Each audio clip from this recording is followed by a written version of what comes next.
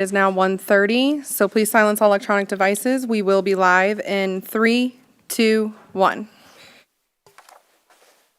Good afternoon, everybody. Please silence all electronic devices for the duration of this meeting.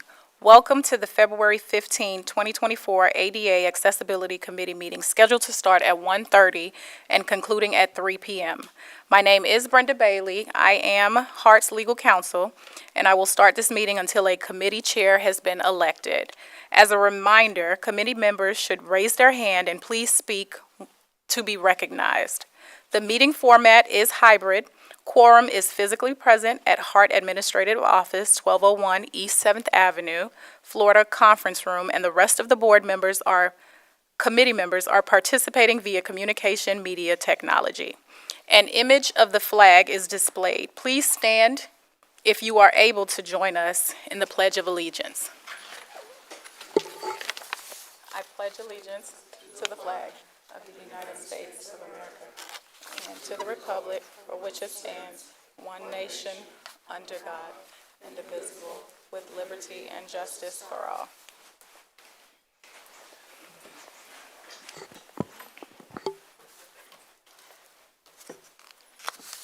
The first action will be for the committee members to introduce themselves to the committee as well as the community. Please state your name and mention if you are representing an organization.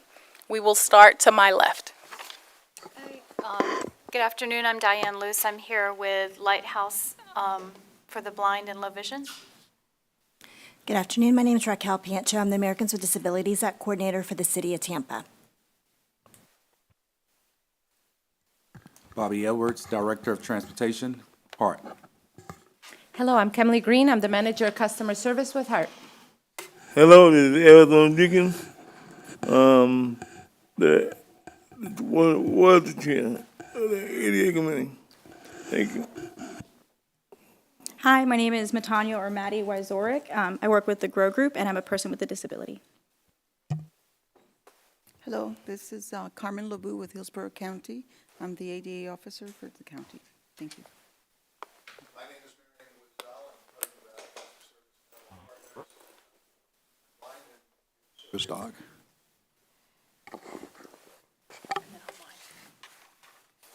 Anyone online? Rosa Velasquez, Hillsborough County Sunshine Line.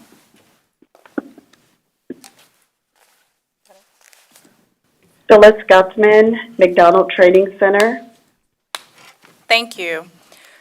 So the next item on the agenda is public comment.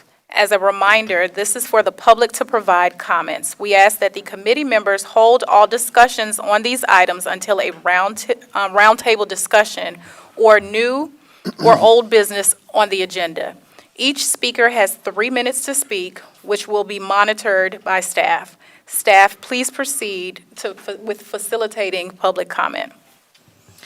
Thank you, Ms. Bailey. This is Mrs. Jackson. We only have one member scheduled to speak or signed up to speak so far. That is Scott Greenblatt. So if you would like to come up to the podium, sir. Okay. It's right in front of you. Sure. Yep. Gotcha. Should be a microphone or something around here. It should be to your right. Okay, gotcha. Not sure how this thing's gonna pick me up, so. Okay. Good afternoon, ladies and gentlemen. I'm here as a member of the blind community helping to represent the National Federation of the Blind because I've noticed some issues with the HART Plus system that I wanted to bring to light. I discovered recently that my membership was ending and I needed to fill out a new application in which I requested a accessible application to find out that such an application did not exist.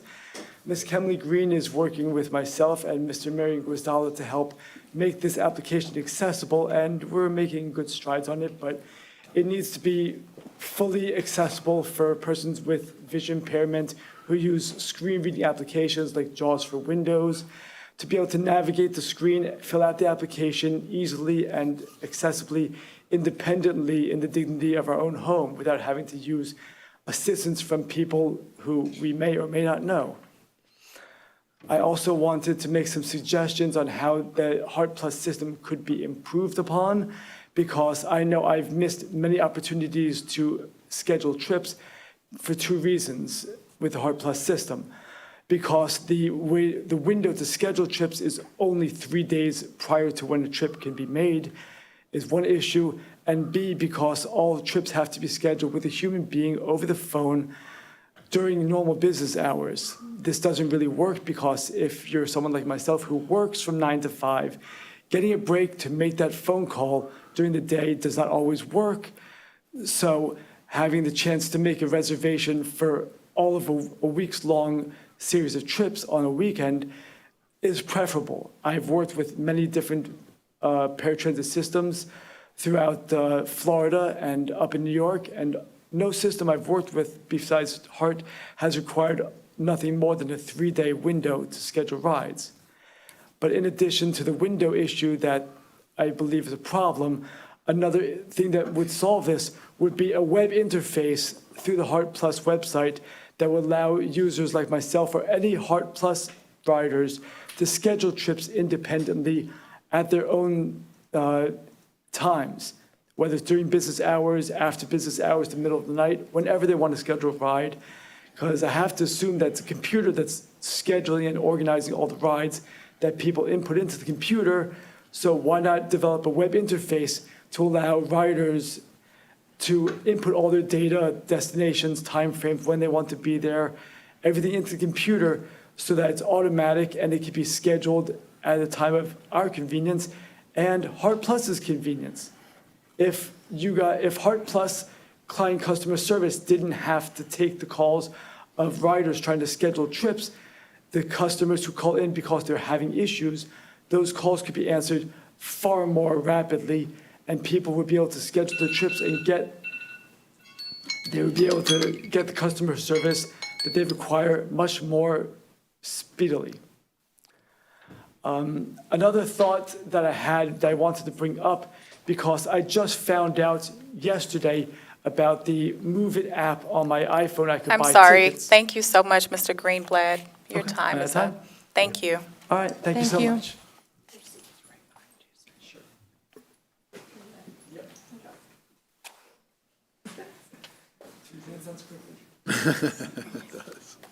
Is there anyone else signed up for public comment?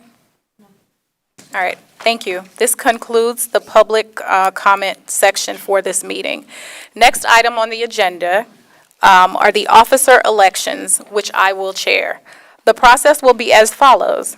I will ask for nominations from the floor, which do not require a second. Committee members can nominate themselves, and once nominations are closed, I will ask the committee members to vote on the nominations to identify one committee member with the majority of the votes. The committee members with the majority of the votes will be elected as committee officers. Are there any questions as it relates to the process? Can the people who are online, are they allowed to vote as well? Yes, they are. Any other questions? Okay. The first officer position is the chair of the ADA Accessibility Committee. The 2023 chair was committee member Jenkins. Do we have any nominations on the floor at this time? I nominate Maddie. I nominate myself again. So committee member Mr. Guazalda nominated Maddie Wazork. Thank you.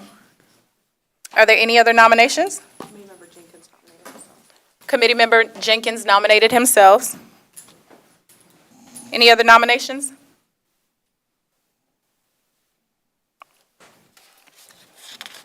Move Okay. nominations closed? Yes, at this time, nominations are closed. Staff, please poll the committee members for their selection for committee chair. Committee Member Guntham?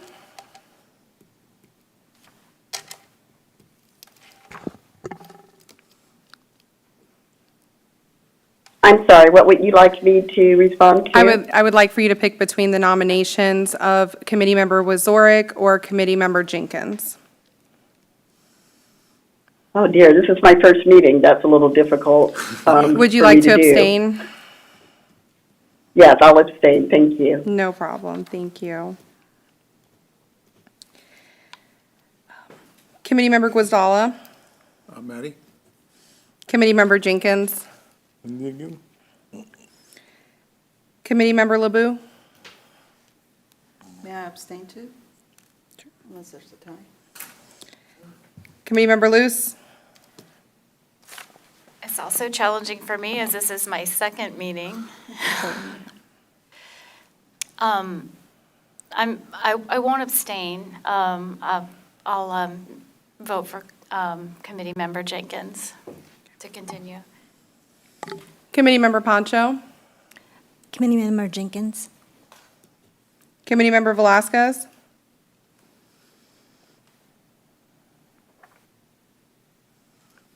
Committee Member Velasquez,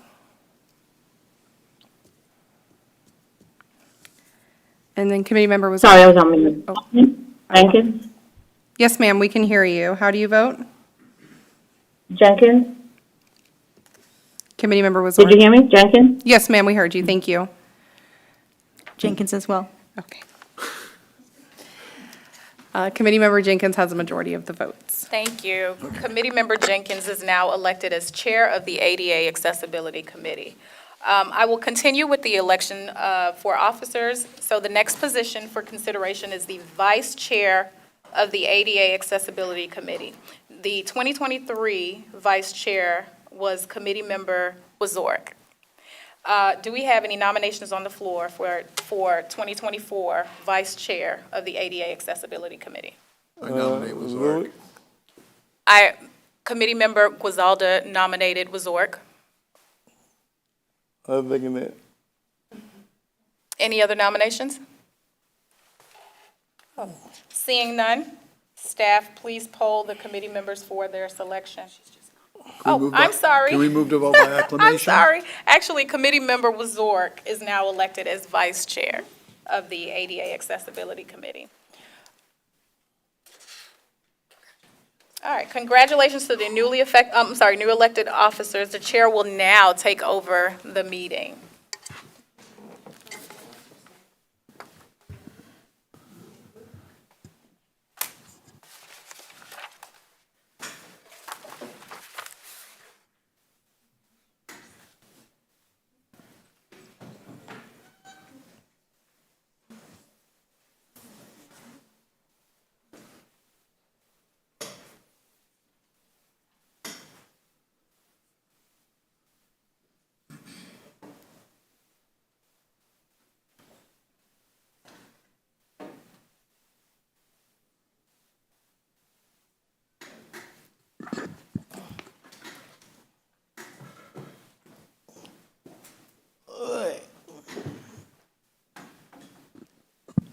Good afternoon, everybody.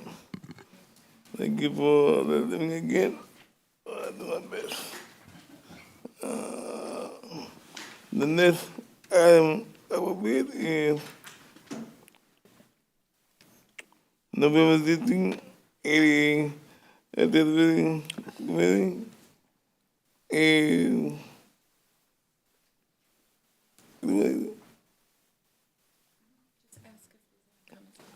okay. Are there any committee questions? Any comments or corrections? No, nothing here, none. All right. We need to vote on that. So ask for a motion to approve. I move approval. I second. Thank you. And then all the people, Aye. any opposed? All right, none.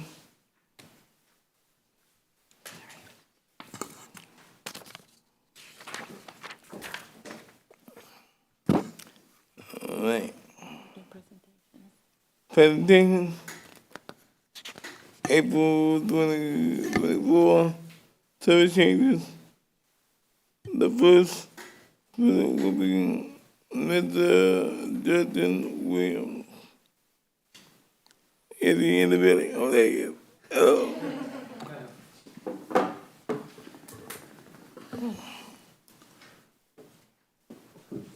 Good afternoon, committee members, Mr. Edwards and Chair.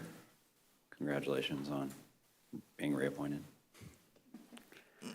Justin Willits, Director of Planning and Scheduling, for the record.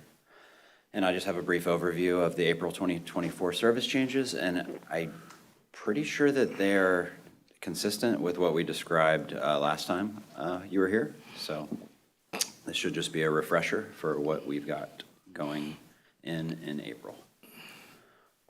The primary drivers here are trying to provide customer benefits for improving service reliability through on-time performance, adjusting frequency on routes to improve that reliability, creating better connections and transfers, and providing employee benefits for HART as well, with greater ability to operate and maintain those schedules, and creating more consistent layovers and breaks for those operators. And then overall benefits to the community, trying to maximize our resources by aligning service with ridership, improving that reliability, and providing better connections and transfers.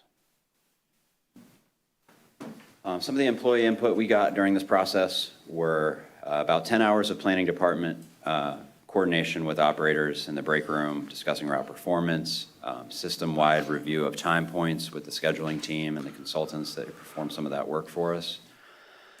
About a dozen hours riding routes. I would say that's a conservative estimate.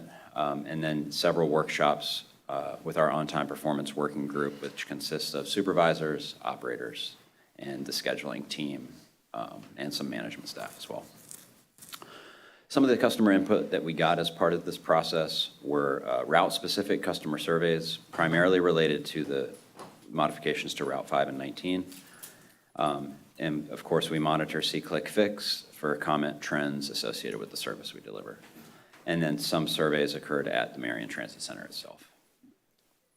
We also completed time point analysis and changes.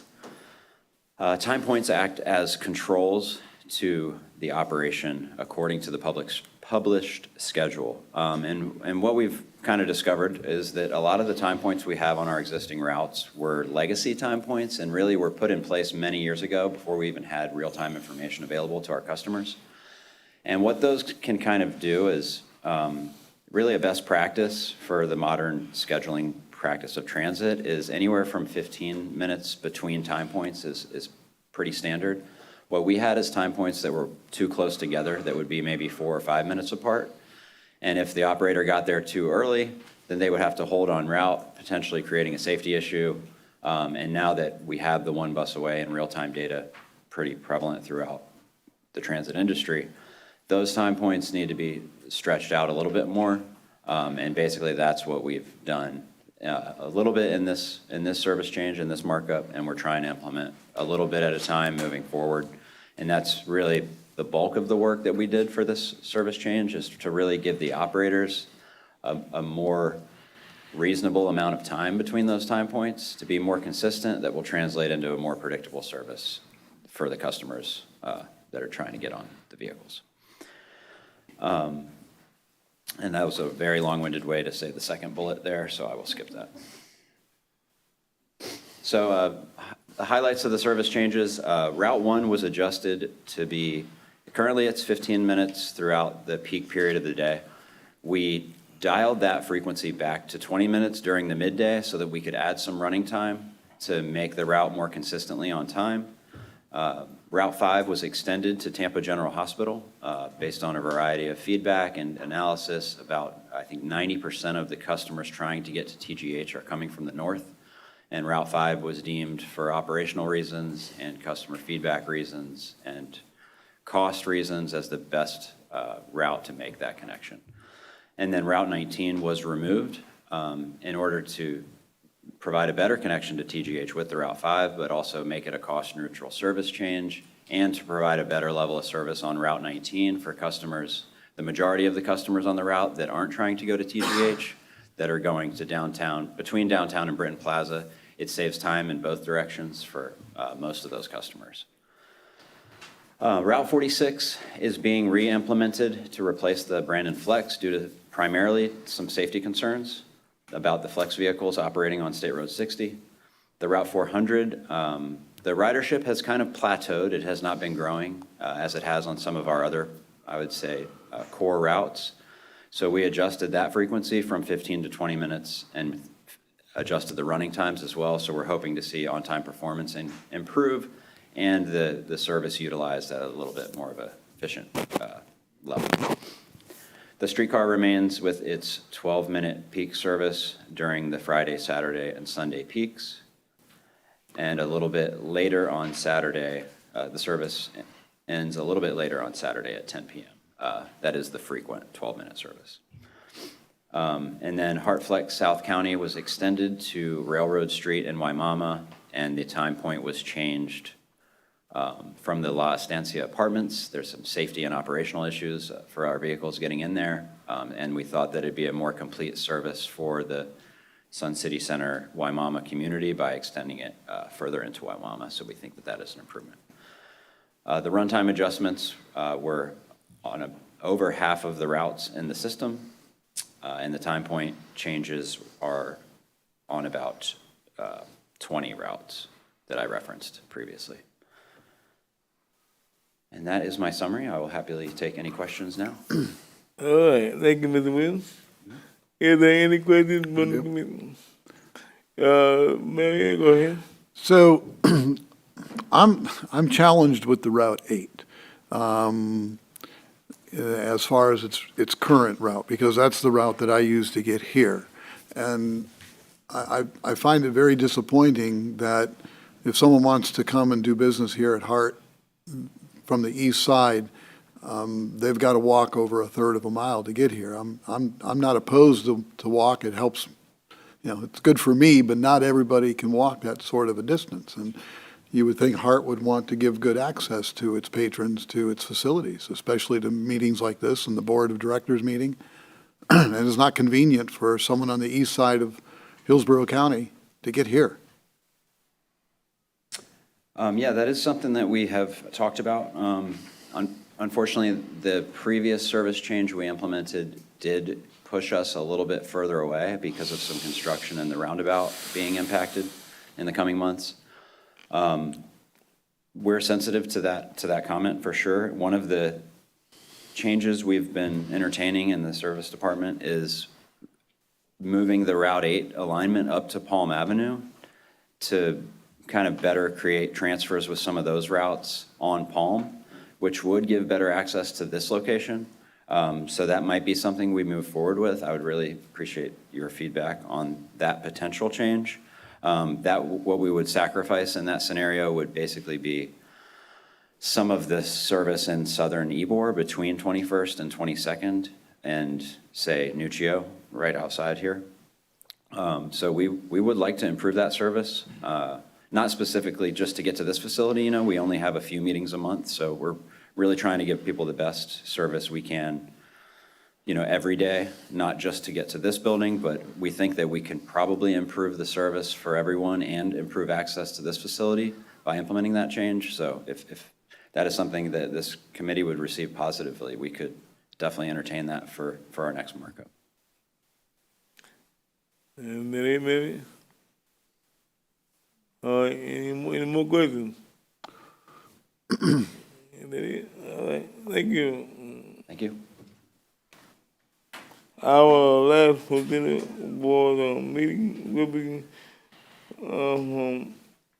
Mr. Blank Whitley, the manager of communication and marketing on HART for all campaigns. Thank you, Mr. Whitley. You got the floor.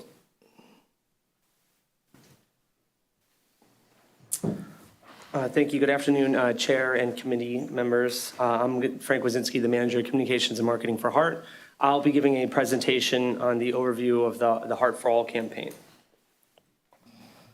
Just a little background on the HART for All campaign. The concept for the HART for All campaign originated from HART Chair Luis Vieira, who, upon being appointed the chair, tasked HART staff with developing an autism awareness and intellectual disability awareness campaign. His brother is actually intellectually disabled, so it's very personal to him. And also to me as well as my mother had a stroke many years ago and became blind and cognitively disabled due to a stroke. While developing the Heart for All campaign, the scope of it evolved beyond just autism awareness and intellectual disabilities. It grew into a campaign that focused on all types in terms of intellectual and physical disabilities. And so this slide has an image of a Tampa Bay Times editorial that the chair did that says, "Let me tell you about some of the bus riders in Hillsborough." And the subhead is, "Heartline is a lifeline for many Hillsborough residents. We need to make the bus service more transparent and better." So an overview of the Heart for All campaign, and one of the great benefits of developing the Heart for All campaign was reigniting community relationships that had somewhat dimmed as the world was gripped by a pandemic. HART worked with disability advocacy and training groups like the Center for Autism and Related Disabilities, CARD USF, to create an education and awareness campaign for those with intellectual and physical disabilities on how to ride HART. Heart for All is intended to be a conversation with the community on how we can all work together to make our service more accessible for everyone. This slide includes the Heart for All logo with the collage of individuals and the tagline, "Accessibility, Mobility, Independence."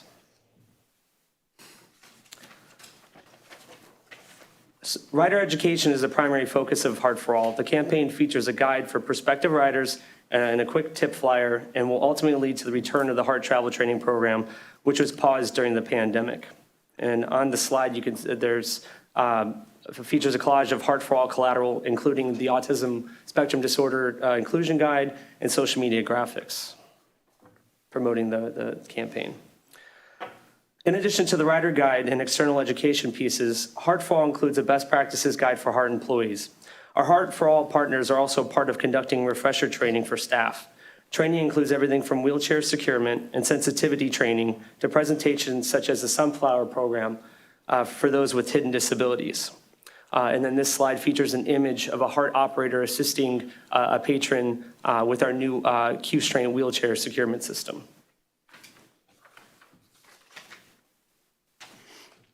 The next piece of it is campaign outreach. As the campaign name suggests, Heart for All is about HART being there for all in the community, regardless of ability.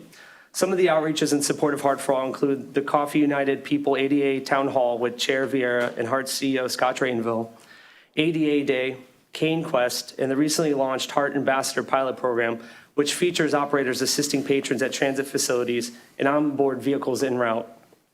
This slide features an image from Cane Quest with an operator assisting an event participant on the HART Plus ramp. The final piece is disability awareness. Just as important as the rider education component is the disability awareness aspect of Heart for All. A series of videos were created featuring HART Plus riders. Sam Piazza is a rider who utilizes HART Plus for work at PDQ and the gym where he trains for the Special Olympics. The video features interviews with Sam's mother, Ruth, his employer at PDQ, his trainer, Cody, and a HART Plus operator who typically picks Sam up. And I'll play this video very quickly.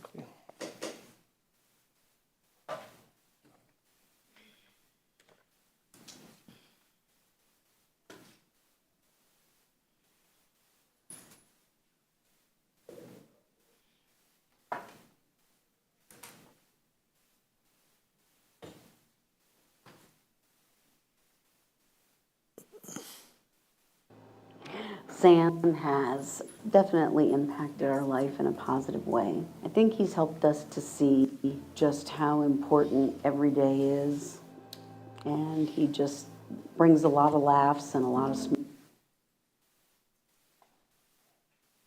smiles into our family. My husband and I, both have jobs. We're busy, we're active. It just makes it easier to know that Sam has a way to, and that he doesn't have to rely on us. It also gives him a feeling of independence. He works Monday through Friday, and he finishes at 2 and has his lunch, and they pick him up near 3 o'clock. So Sam has been a team member here at PDQ Carrollwood for more than, we like to call him our kind of brand ambassador. He's really been a part of this community and part of this restaurant for so long that people actually come here to see Sam. They love seeing him at the restaurant. And he really has several functions. He's here working in the dining room, helps in the heart of house in the back, helps bring food out to guests, and really just helps with the overall operation here at PDQ. Sam is on time every day. I mean, he's excited to come to work. He loves being here. So for Sam to be able to get to work every day and go home, it's vital for him to have that transportation. And HART has been a great partner to Sam and his family and to PDQ because he's able to get where he needs to go every day. And it allows him to have a job and be able to pay the bills and have a great lifestyle. And so without that transportation, it'd be very difficult for Sam to be able to be a part of our team. And it's so, so important to Sam's everyday life. Sam comes twice a week for half an hour. Now we're about 2 months into powerlifting training for the Special Olympics. Never had a problem with Sam not coming in, not showing up. Got to be his reliable transportation with HART Plus. I mean, they get him here every day on time. My experience with Sam has been very positive. I take him to Crunch Fitness, I take him to work, and vice versa. I pick him up from those places as well, and then as well as bringing him home. And he doesn't forget you, he doesn't forget who you are, he knows exactly who you are when you come to pick him up, and it's been really positive. Being with HART, it just had that independence and freedom that I have. And I love interacting with the drivers. I love talking to them. They look past my disability because they see me as a person with a disability. But I like sticking with HART Plus because HART Plus gives you point A to point B.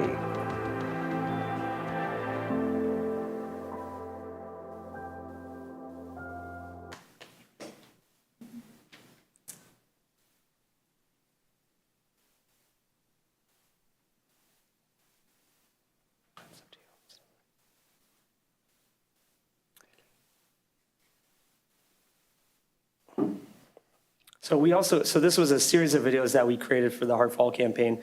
The second video that we'll show, and hopefully it'll play pretty quickly, but basically the video it features Tyler Gatto, who is a visually impaired Heart Plus rider who at the time of the filming was about to graduate from the Lighthouse for the Blind and Low Vision's Transition for Teams program. The video intends to highlight the amazing work of our partner at the Lighthouse for the Blind and Low Vision and show how our organizations partner to assist individuals with a disability in gaining and maintaining independence. The video follows Tyler on his trip to Burlington Coat Factory for training and features interviews with Tyler and Sue Glazer of Lighthouse for the Blind and Low Vision.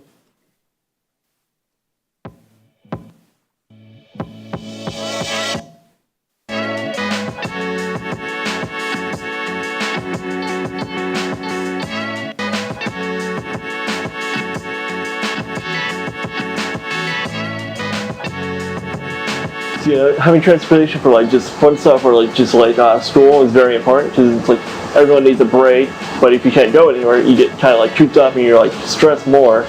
And then it's like nice to have easy transportation for school so you can get a better job or just like be able to just learn equally and fairly without having to worry about like super expensive like cars since they're like visually impaired.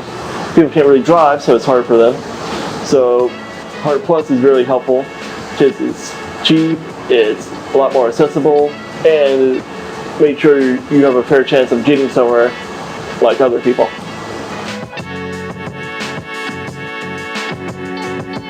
The transition program is designed essentially to prepare students for life after high school. So for some that might be getting ready to go to college, it might be joining the workforce or going off to a trade school or technical school, whatever their goals are for after high school, but we provide job readiness training, career exploration, and work-based learning experiences, which is what Tyler's participating in now, so that students just have a better idea of what to expect, how to just be successful contributing members of society and be proud of their accomplishments and be able to give back to others as well. But as students get older, we want them to start to learn how to use the public transportation system on their own. So we've done field trips where we take trips using the HART fixed line bus. But for some students, if they maybe transportation is more prohibitive or they don't have access to the typical fixed line routes or crossing complex streets, HART Plus is just such a great option. It allows them to be so much more independent. They can schedule on their own time They don't have to have a parent or a relative or family member to take them places. They really can just do what other teenagers or young adults are doing, just go where they want to go, when they want to go. So it's just so crucial for them at this stage, still having support of our transition program to learn these skills and to be able to work with HART and HART Plus to get the right training so that they are prepared for when they graduate and when they're essentially on their own.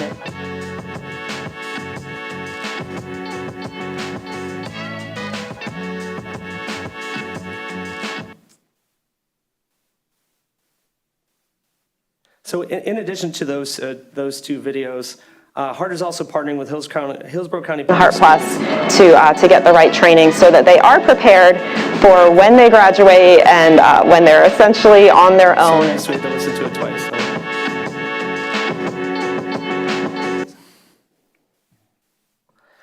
So in addition to that, HART is also partnering with Hillsborough County Public Schools on an inclusion art contest and will promote disability awareness throughout the year by highlighting Autism Awareness Month, Disability Pride Month, Disability Employment Awareness Month, and more.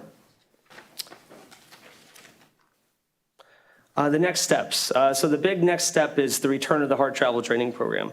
HART is currently hiring for a bilingual travel trainer, and staff is looking to develop new program promotional material. And as I mentioned earlier, we initially focused on an autism inclusion guide and material targeted at those with autism spectrum disorder. The next steps are to work with the HART ADA Committee and our community partners on additional rider education material. An example is a guide for those who are visually impaired, working with our partners to provide them a guide. And then to continue to highlight and celebrate disability awareness causes, as I mentioned previously. And then if there's any questions.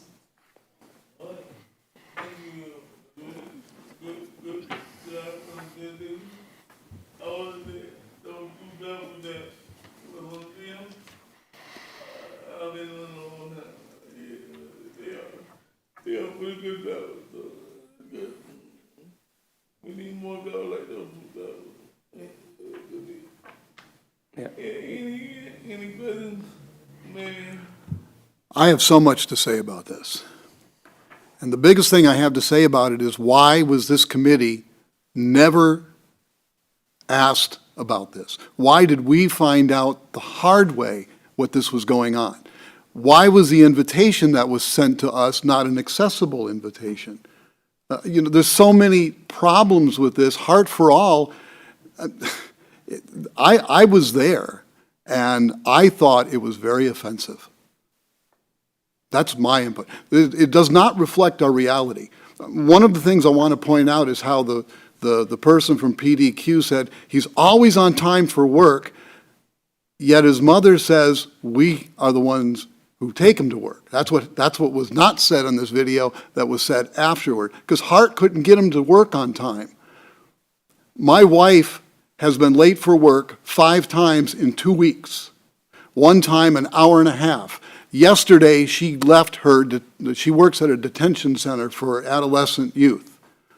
Once she leaves the building, she is locked out. She cannot get back in. She waited 40 minutes longer than her window for a bus yesterday. The day before, she spent $25 on Uber to get home. Excuse me, Mr.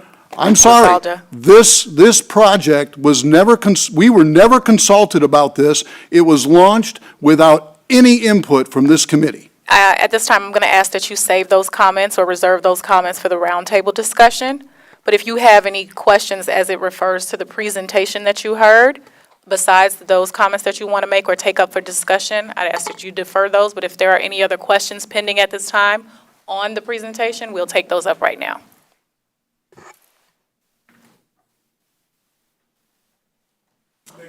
Thank you. I have a question. I do have a question. This is Diane Luce. Regarding the travel training program, I know you said, it's coming back. You're working on hiring a bilingual instructor. Do you have a target date for, or is that dependent upon hiring that individual? Yes, we just made an offer this week, so we had interviews the last couple of weeks. We made an offer, and I believe sometime towards the end of March, we'll have a new travel trainer. He does have to go through training first, so we're hoping in the next couple of months that we will be kicking off. And he will, of course, as we used to do, he'll be attending a lot of the Alliance meetings, and he will be at this meeting as well. Okay. And as someone new to the Bay Area and certainly new to HART, I'm an orientation and mobility instructor at Lighthouse, so I do teach people who are visually impaired how to use public transportation. But I would be interested in knowing more about HART's travel training program and how it's structured, if at some point that could be a presentation that's given here. I think that could be informative to everybody. Sure. Yes, we Okay. can make that happen. Thank you. Thank you. And also too, I think obviously when we talk about both deciding on what new, because the thing is, this was the first phase of this, right? This is a conversation, it's an ongoing conversation. And so, as I mentioned, we're looking towards to the committee to assist us with developing further material. And obviously Lighthouse for the Blind and Low Vision would be a great resource for us in terms of developing a visually impaired guide as well, and as well as the committee. Yeah, and we're just one resource. There yeah, are, absolutely. right, not everybody who is visually impaired is affiliated with Lighthouse Sure. here. So it's important to get input from as many people as are willing to provide it, who have that lived experience as people who are visually impaired, especially those using the system. But thank you. I appreciate the focus on the fact that it's an ongoing conversation, that it doesn't stop here, that it continues to evolve. Absolutely, and that's the thing. We're not perfect. This is a conversation that we're looking to take and move forward. So, thank you. Thank you. Maddie? Hi, this is Maddie. I wanted to follow up on the travel training. One, I wanted to say thank you for making that a priority and getting that travel trainer, getting them hired. I just wanted to follow up and ask, previously there were 2 travel trainers. And so are there still going to be 2, or are we looking just to have 1 now? At this point, we're looking just to have one. The travel training request had reduced quite a bit in the last few years.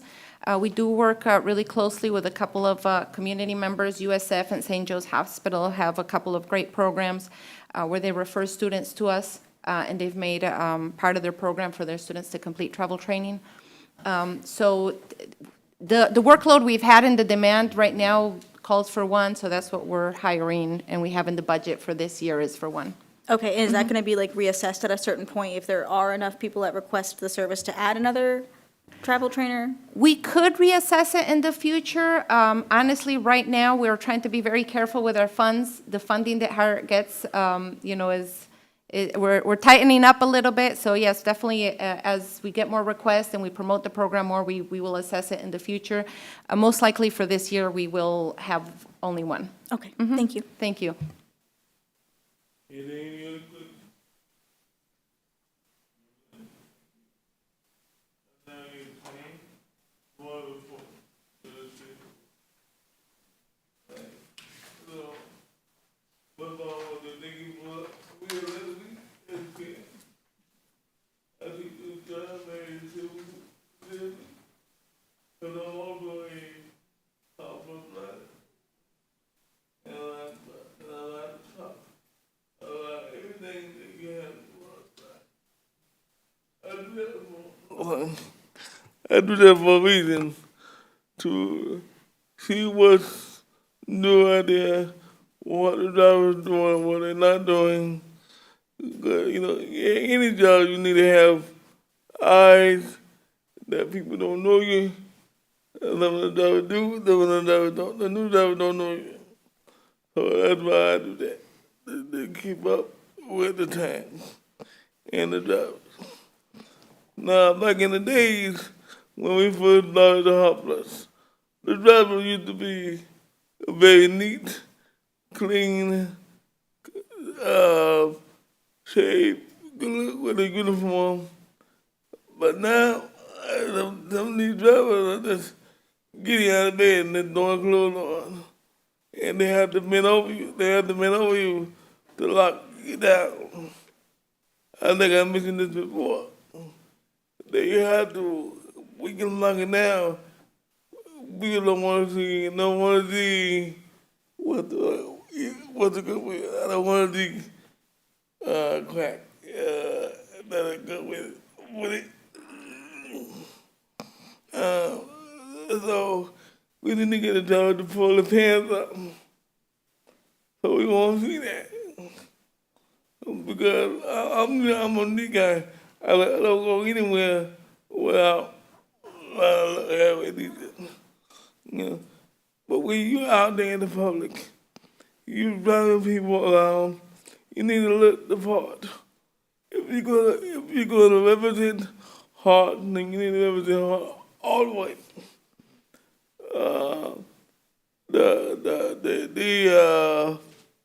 The van need to be more cleaner. The other people that are eating on their back and they leaving stuff right there at the door. Where people have to walk to get on. And you know, you got blind people, you got people using walkers, and they don't want to double all that stuff. Some of the drivers need to be retrained on how to put AC back on. Because I had this issue before. You can't put a seatbelt around my neck. It's supposed to go around the jet. So I don't know who doing the training, but they need to do that better than that. Also, I have been on the van where there was training going on from drivers who train the new drivers.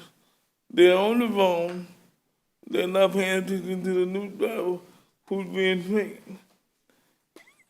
You have to get off the phone and train the drivers because we don't want to continue with the same thing that you may be doing. We don't want the new drivers to do it. The new drivers supposed to be better than what you did. So I tell them when they pick me up, if you're gonna train the drivers, then you need to train the drivers the right way. All the way to from the time they get on that van to the time they get off. Because everybody have a different disability that you have to attend to. My disability may be different from yours.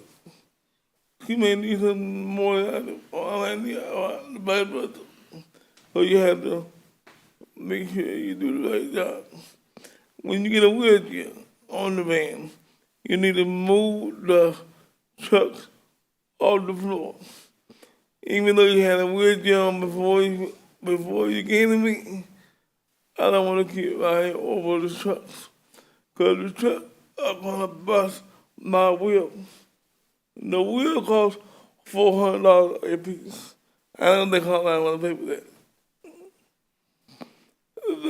So I tell the dog, can you remove the truck off the floor until I get in the spot where you want me to be?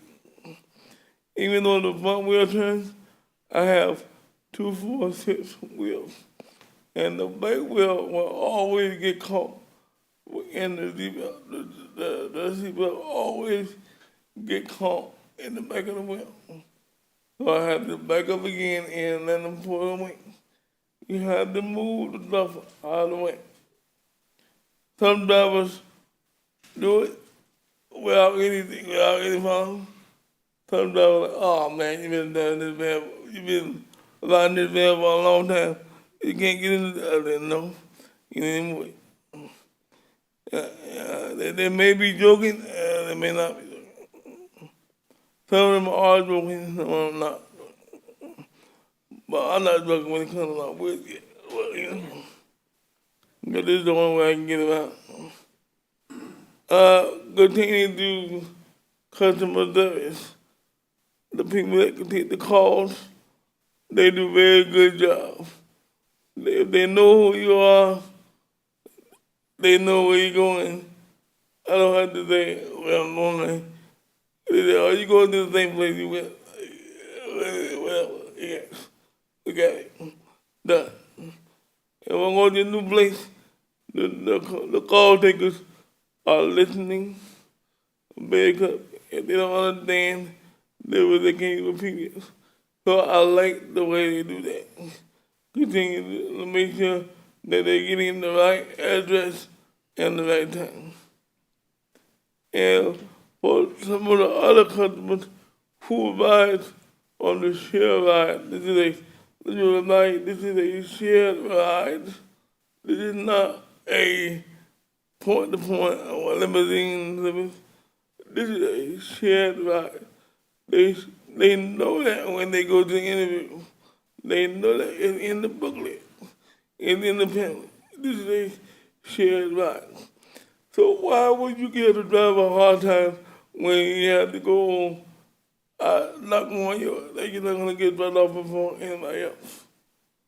When you book the trip, you know what time you need to be there.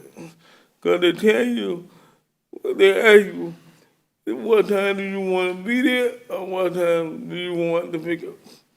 If you are going to an appointment and you need to be there, you need to say, I need to be there at this time. And the computer will do it that way. If you just go in random, then you get, I want to get picked up at this time.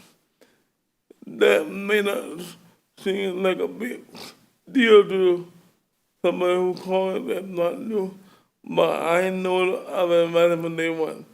If you tell them what time you need to be at, that's what time you need to be at. You may have to get up, I might have to get up a little bit early because you need to be there at that time. And they have to go get other people. But you have to understand, you have to go pick up other people. This is not a limousine service. I want to be clear on that. Okay? Now, when you give a driver a hard time, they're not focusing on the job. They're not focusing on the road. They're focusing on what you telling them. So I'm on the van and I'm listening to these people. I gotta get this way. You don't know his name. I gotta call the driver out the name. Now some drivers won't put up with that. And they call it in.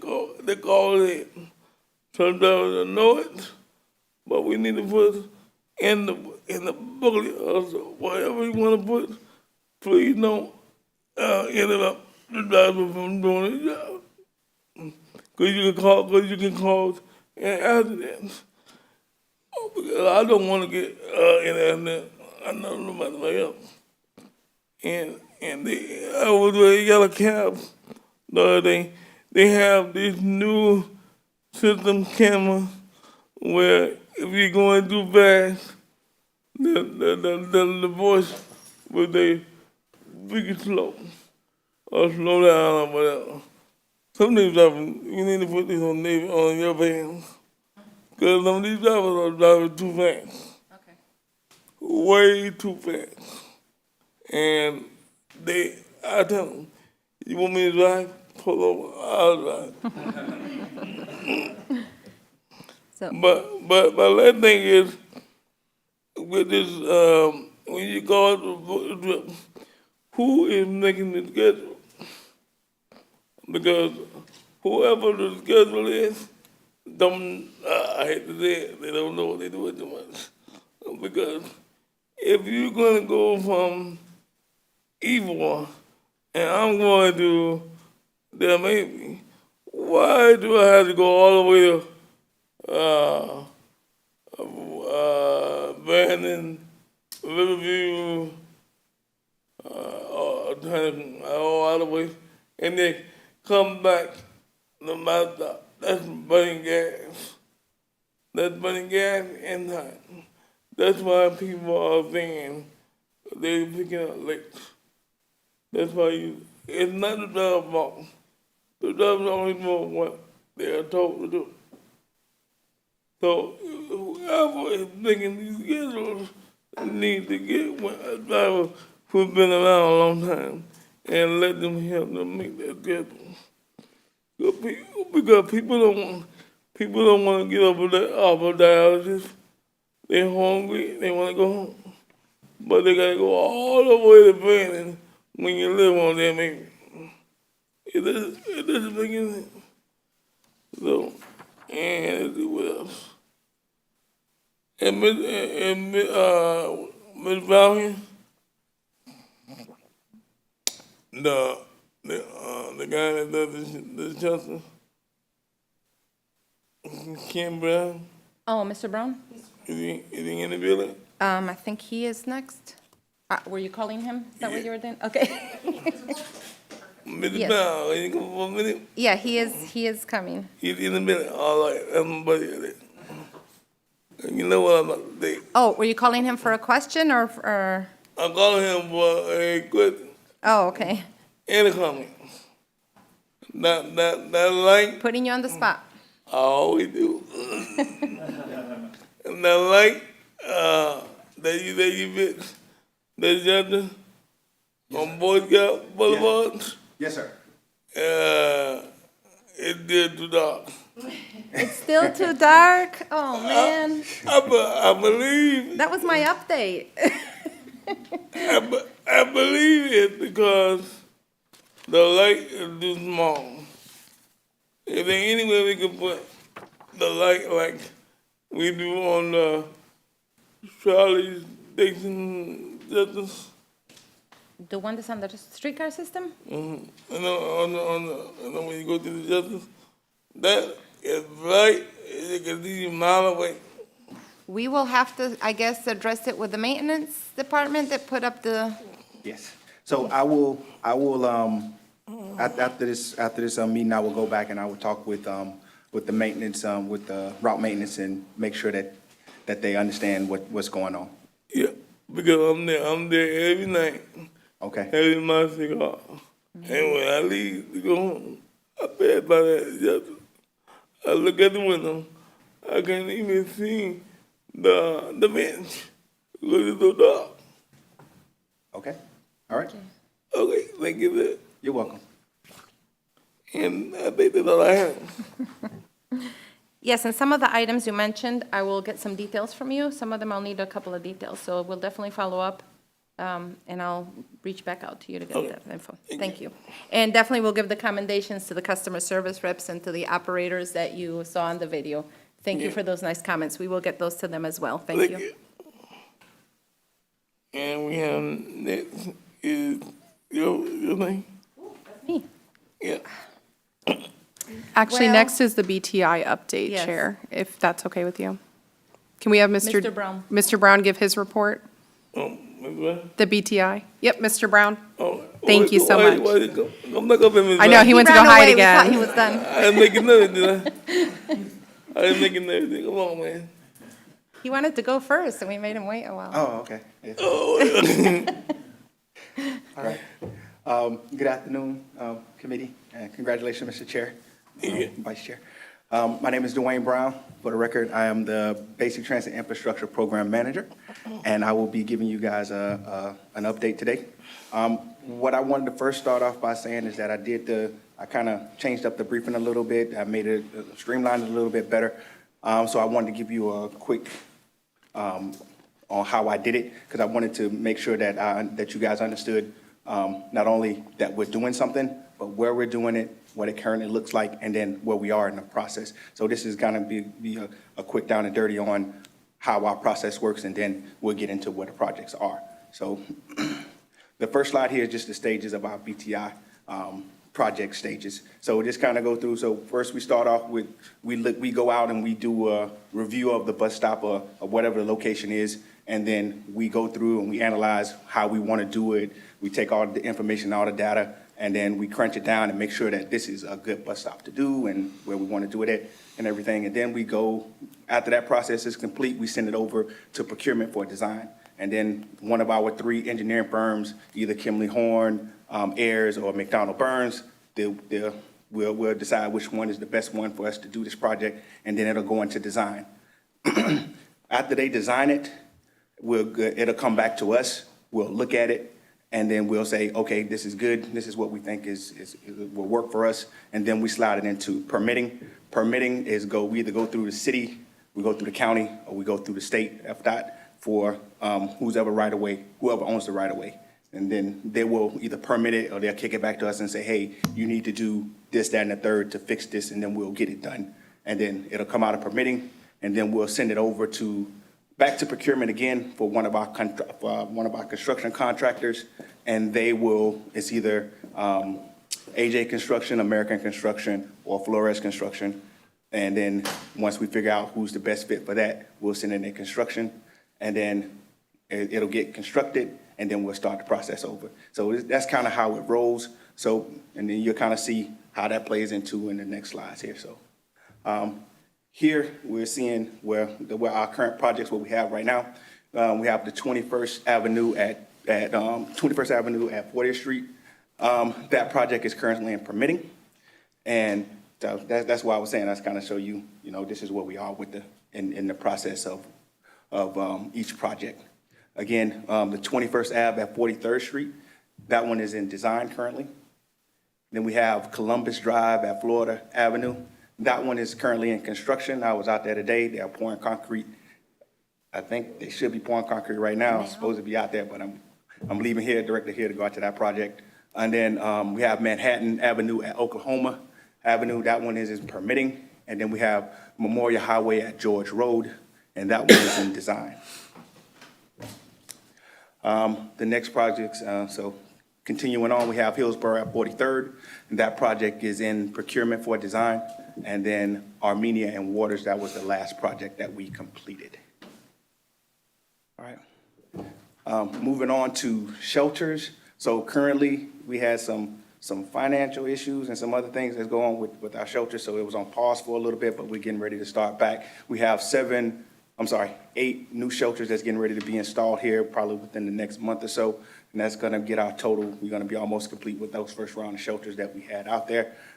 We did have one shelter at Hillsborough and Lois that was hit in an accident. It was a very bad accident. It was on the news and everything, but it did get destroyed. So we are down to 54 shelters that are out on the streets right now.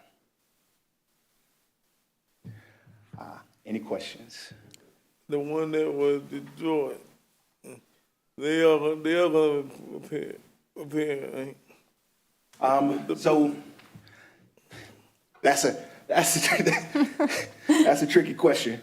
So we asked the same question about who was going to be. So it's got to do with the insurance, who was at fault, and then once they figure out if there was enough money for the insurance, like if it was the semi that was at fault, then if it is different than if it was the motor vehicle that was if it was the car that was at fault, because they have different levels of insurance and different levels of things. So they have to. So our risk department goes through all of that and they figure out how that works out. I'm not very versed at that. That's why you don't have to. We don't have to pay for it.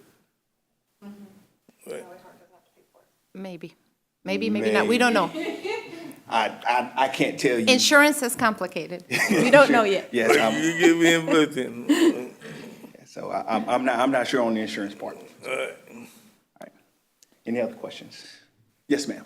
One, I wanted to say thank you. This is Maddie. I had a question about the percentages slide. So the total number of shelters is 69. The total number of shelters installed is 55. Of these, I'm assuming that any new shelter, of course, is going to be ADA compliant, but is this an accurate number of bus stops that are not in compliance still? Because the first page is... No, so this... Sorry, I don't know if I asked that correctly. That slide is only just talking about the new shelters that we have purchased, because we are over the past 5 years since I've been here, one of our projects, what we've been doing, one of the major projects that I've been doing is updating the shelters. Because originally when I first got here, well, still today, we had about 11 different types of shelters. And even some of the ones, when you look at them, you think, oh, well, this is a slimline shelter, and it looks the same, but they were all made by different companies. So if something happened to it, what would happen is we would have pieces and parts for one type of shelter, and it looked the same, but it wouldn't fit on this other type of shelter. So it became a nightmare for us to be able to maintain the shelters that we have. So our goal, what I started off with, my charge when I originally got here, was to create a shelter program that would be functional, that would be that we're gonna get a nice shelter, that we're gonna get something that's gonna function for us and be able to maintain it. Not just to have shelters out there, but have something that we can put out there that we're able to get parts and pieces for. And if something happens like the accident that just happened, we're able to replace it quickly and we're able to get it done. So that's our goal. That's what we've been trying to do. So that slide there is only just talking about the new shelters and our replacement program to get those old shelters out. As far as the number of ADA stops that we need to fix, we did over the course of about a year, myself and one of my counterparts, we went out to every single stop.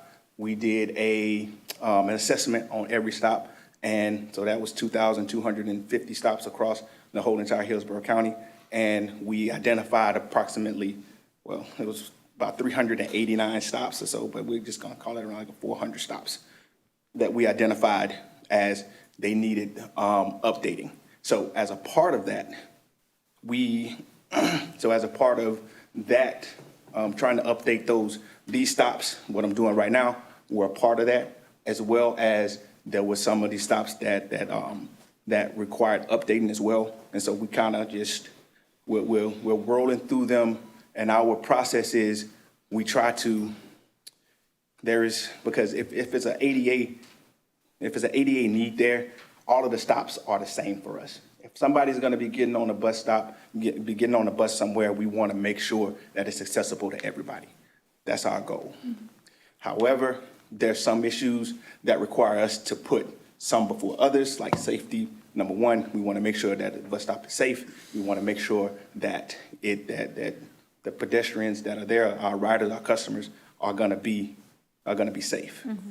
Then we start looking at the other analytic stuff, like how many riders are there. We start looking at how much is it gonna cost, and we start looking at all this stuff, kind of try to figure out how we can get to this the quickest, how we can get to these stops the quickest. So it's not always 100% that this stop or that stop. We try to get them as we can, and we try to get them as well as where the money lies. So that's our next thing that we deal with. We are a severe funding shortage. So we try to, there's money, like people say, well, we got money in impact fees and we have money, but that money is split up so many different ways. It's like they give me a pie and say, you got this much money, but you got to split it 16 different ways, and you can't only spend it on this and you can only spend it on that. So I'm like, well, I wound up, you may give me $1,000, but I may wind up with $10 because I can't spend it how I need to spend it. So it's kind of difficult. So we play the game and get different places at different times. So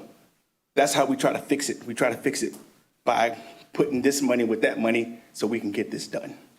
I really appreciate that explanation. Thank you. So I guess my follow-up, what year were you doing going and checking in with all the stops where it was over 2,000 stops and 400 or so were? So that was in 2022. So we did that in 2022, and so our list of stops, so we have a list of them, and we go through and we like, okay, here's this stop, we need to fix it, and we just kind of roll down that list, and then we start the process, how I said, we go into the stages of, hey, this needs to be fixed, we look at it, then we start rolling through those stages. Great. Do you think you have an estimate of those 400, how many have been fixed during that time?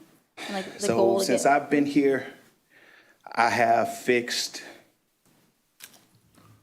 I have to get you a good number, but about 50 stops I have done. Thank you. And there are also stops that get fixed via, I don't want to leave this out. There are stops that developments, they fix. There are stops that in the process of like a developer, when they reach a certain threshold for the county has certain thresholds like in size and how many houses are being put in and whatever, they are obligated to fix and put stuff in. So we work with them in order for them to put in. So a lot of stops get fixed that way. When we can, we try to get them to fix those stops to get the burden off of us, because it gets kind of expensive, because between getting a stop engineered, because most of them have to be engineered, because once you start working in the right of way, you never know what's out there. The right of way has all sorts of problems like drainage. Drainage is a huge, huge issue. And if you don't do it right, you can flood somebody's house. You can flood somebody. It's a big problem. So having it engineered and having it right so that HART isn't liable for that is a big deal. And that costs us money. And then it costs us money to get it constructed. And so it costs about 50, 60 grand to do a bus stop for us. And that's not even including if I'm putting a shelter on. The shelter is another 20 grand to put it on there. So the cost, if you start looking at 400 bus stops that we're trying to fix up, that number gets up there pretty quick. And so I don't have that much money, but we're working to kind of get through all those bus stops and fix them the most cost efficient way we can. And that includes working with developers, that includes working with the city, that includes working with the county and FDOT and everybody, trying to get that done. Okay, thank you so much. You're welcome. Any other questions?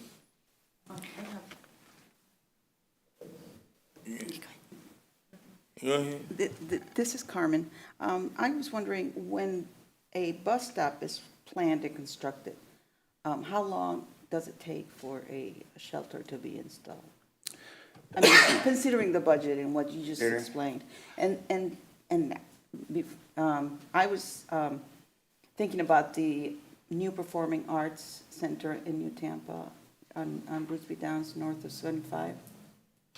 And I don't think I see much shelters up there. And I know that Bruce B. Downs was expanded, and I know that a lot of that sidewalk and you know, the bus stops are new. So, okay, so when you went from a, just going into a little bit of shelter 101 here, when they put out sidewalks, so say for instance, they put out a sidewalk, normally that concrete, what they put out there is they go about 4 inches deep, and they try to run as much as they can and for as cheap as they can. That does not work for a shelter. We have a special type of concrete that we have to put out there that meets a certain criteria, because we can't put, like if they put rebar reinforcements into the concrete and stuff, we can't do that on our shelters. We can't. We have to have a special kind of concrete that is made specifically for us. It has to be at least 6 inches deep, because when we put that shelter out there, it has to meet housing standards. So it has to meet the standard that's saying, hey, if a hurricane comes through here, it won't blow away. And if it blows away, we got to be able to say, go back to our engineers and say, hey, listen, you built this, it didn't stand up to standards. So we have to be able to say that we built this to standards. And everybody, all the inspectors and everybody that goes out there, they have to make sure that that's done. So me just being able to, just because somebody has a sidewalk that meets the dimensions and that meets what we need, that does not necessarily mean that that we're able to put it there, that we're able to put a shelter there. We have to go out and make sure that it's correct. And if it's not correct, we either have to make it correct, or we have to, which means that we have to build. We have to go out. You have to do engineering, have to do surveying and all that stuff. So everything just starts popping up. So to answer your question about how long it takes, so if we built the project, so if you're just talking about from construction time to application of putting the shelter in, normally it depends on the site, on how long it takes them to build. Like I had a site like right now, it may take them, a week to actually build it, but actually to like lay the concrete and everything. But as a standard, so concrete is settling, it's always settling. And so it takes about 28 days for the concrete to settle and get to a point where, so we have to do what's called a concrete break, and it has to be over 3,000 PSI. And if it doesn't hit the 3,000 PSI within 28 days, they have to tear the concrete out, put more concrete in, do it all over again. So we have to wait for the concrete break to come back, and then we could put the shelter on. So it can take anywhere from a month, 2 months to get it done, just depending on the concrete. Excuse me, committee members, I'd just like to advise you all that you have a hard stop at 3 o'clock for your meeting. You have several presentations left. If there are any questions for Mr. Brown, we ask that you just make your questions known during new business, and we can have a new presentation, or we can have that addressed at the next meeting, or provide you follow-up information. Okay. Thank you. What's the time currently? It's currently 2:45. Okay, Ms. Kimberly Green. Thank you, Ms. Brown. Okay, I apologize for taking so long. All right, we let her hear Thank you. Good afternoon. I'll be providing the update for HART Plus and the following one for Yellow Cab as well. For HART Plus ridership for January, we did 13,616 trips. Of those, we arrived to the appointment on time 97%, and we drove 176,754 miles. And so far for the month of January, we've done 6,446 trips on HART Plus, with on-time performance of 96%, driving 93,069 miles. And so far for the current month, we have 4,431 customers that are certified to use the service. For Yellow Cab, we have December numbers. They conducted 6,392 trips. And January of this year, they performed 6,254 trips. Thank you. All right. I'm gonna do a little something different. Let me go through the roundtable first. Can we ask Emily a question? Yeah, go ahead. Am I allowed to ask him? Okay. So Emily, with the on-time performance, do you also break that down? Because I have heard a couple of concerns through the years and also today in regards to the being able to bring a person to their appointment on time. So my question would be, for the appointments that are requested from HART, where someone is asking to be at a specific location at a specific time, is that broken down separately, that you might be able to help us understand what that on-time performance is? Yes, so yes, you're right. Customers can book their trip by pickup, so they can tell us at what time they want to be picked up. So a lot of folks in the return trip will do that, for example, and they can do the trip by appointment. So, and I did have that data here as well. So for the customers that, for the pickup time that they gave them, like for January, we have 85%. So 85% of the time in January, we picked them up on time. So there's times where we might pick up a customer late, unfortunately, but we did arrive for January. We arrived on time 97% of the time. Was that your question? I think so. Thank Okay. you. Yes. All right, any other questions? Nope. All right, thank you. Our next meeting will be scheduled for May 16th. Starting at 1:30 p.m. Committee at 3. Now we're going to do the round table. We're going to drive on my left. Ms. Zoe, you go first. This is Maddie. I am okay for today. Thank you. I don't have any comments. Go ahead. This is Carmen, no questions. Thank you. Maybe. So, I don't have any questions, but is this open comment or, okay. You want to go get 3 minutes? So, Make it short. I'll just make a few more comments. You know, I heard a story about it, how U.S. automakers at the end of the assembly line, they have a guy with a hammer who, when the car gets there, they hit the door to make it fit right. And one day the American automaker executive went to Japan to see how they did it and was asking the Japanese automaker why they didn't have a guy with the rubber mallet at the end to make the doors fit. And he said, well, we don't need that. He said, well, how do you make sure the doors fit? And the Japanese automaker said, well, we design it that way. And unfortunately, We're not designed that way. HART's not designed that way. I was told to go to the website to read the agenda. The website is not accessible. I mean, it's accessible, but it's not usable to people who use screen reading software. We're working on an application, something that should have taken 15 minutes to create. We've been doing it now for 2 months, after 10 years of asking for it. HART does not put accessibility designed into its services. And we're trying to retrofit, and it ain't happening. And it's because no one knows what they're doing. I'm sorry.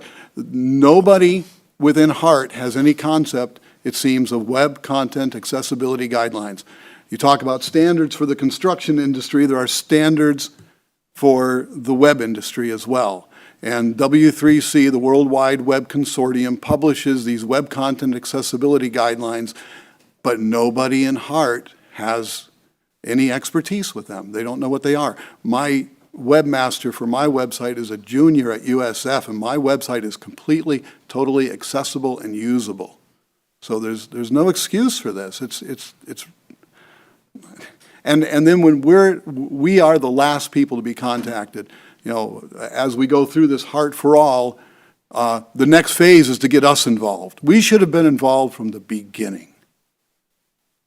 That's the value they put on this committee, is that they contact us after it's done and there's problems, rather than contacting us at the beginning and saying, what do you think? You're the experts in the disability realm. Anyway, those are my comments. Thank you, man.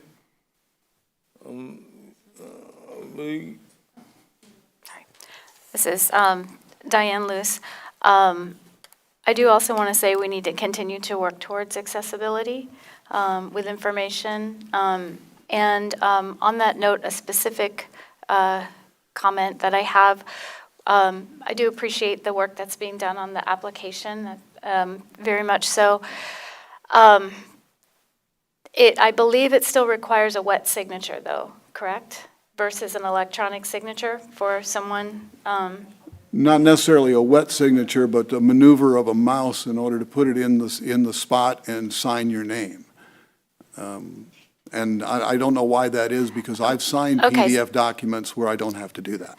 Yeah, if there's, if the form itself is accessible, we still need to look at how, you know, the functionality of someone who's visually impaired actually getting it signed and getting it turned in. If there's any point in that process where it requires borrowing someone's eyes, using air quotes, that's a problem, because there are people out there who are visually impaired who have all the skills that they need to be able to complete an application, sign it, and submit it as long as the system's correct. So that's one comment that I have.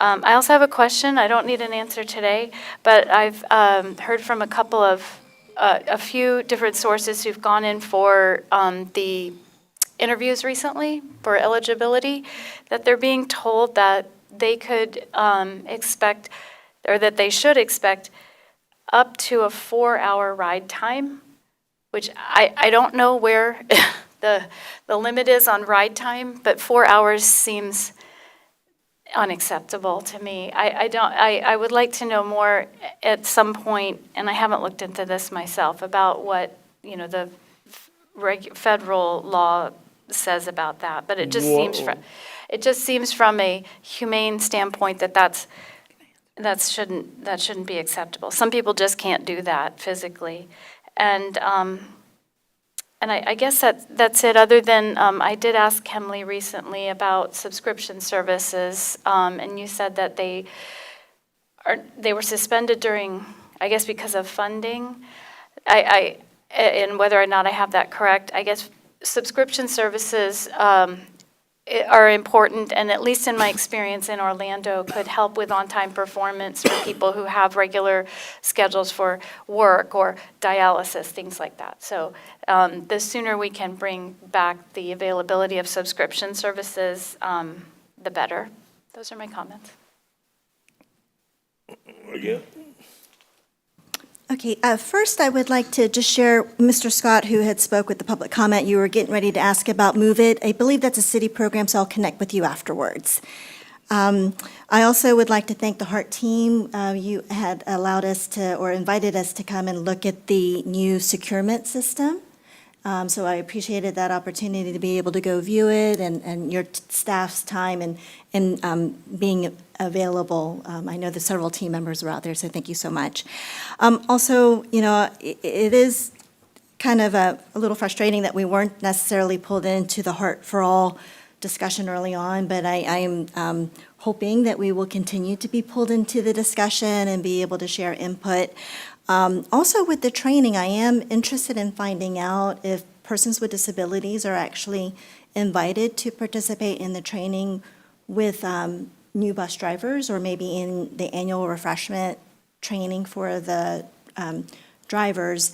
Many of the comments that have been shared, you know, I think actually hearing from a person with a disability during that time period could really cement the information in for the individuals that are new or needing the refresher trainings as well. So those are just my recommendations. Thank you. Thank you. I have the ability, this is Diane, I have the ability to answer at least for the portion of the training that I'm involved in with Lighthouse, working on teaching human guide techniques. I do have individuals who are with vision impairment and a dog guide handler, someone who's a cane user, come in and assist with the training. Now I'm new and just been with Lighthouse less than a year, so I don't know, can't speak to what else is happening in the rest of the training, but I agree with you, that's key. I believe that the training is done on the routes with the drivers. The drivers are, there's a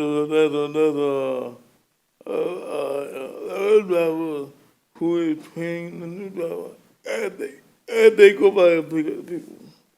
The problem is, I believe what you're saying is we need to be in the room or be able to give the driver some more influence that the drivers may not get it.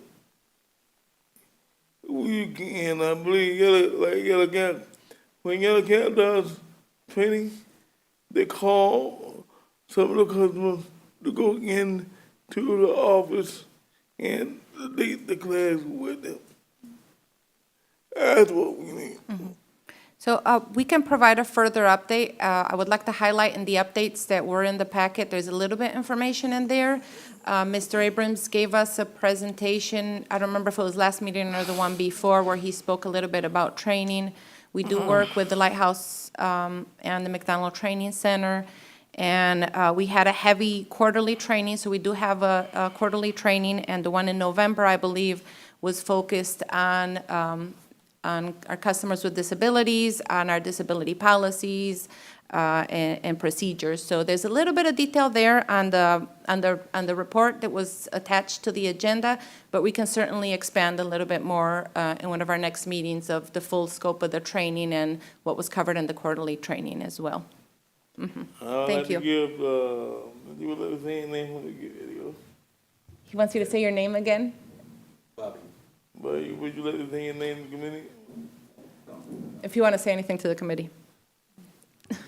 No, I'll just say thank you all for serving on this committee and bringing things to our attention, and we'll continue to look into anything and everything to get better. So just really appreciate everybody and sharing. So thank you.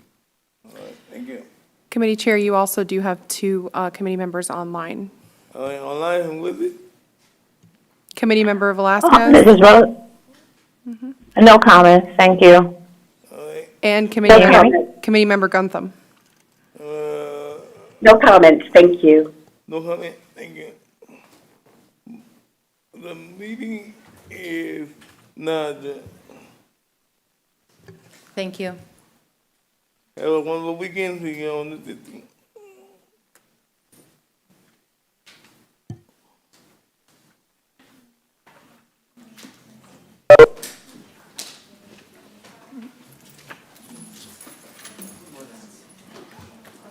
Thanks for using WebEx.